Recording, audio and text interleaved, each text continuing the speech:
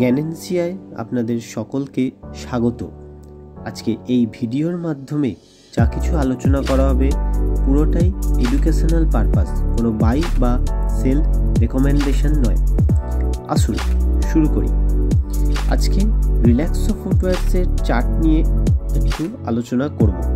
আমরা যদি দেখি তাহলে বিগত 4 মাস ধরে রিল্যাক্সো ফুটওয়্যার স্টকটি একটি নির্দিষ্ট জোনের মধ্যে ওঠানামা করতে দেখতে পাবো, অর্থাৎ এবং দেখব এই স্টকটি নিচের লেভেলে 880 থেকে উপর লেভেলে 940 পর্যন্ত বেশ কয়েকবার কনসলিডেট করেছে এবং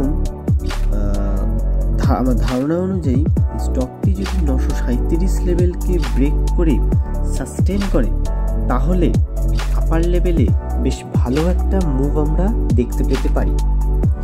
কিন্তু যদি 880 লেভেলকে ব্রেক করে নিচে নেমে যায় তাহলে এই স্টকটিতে একটি নেগেটিভ ট্রেন্ড তৈরি হতে পারে।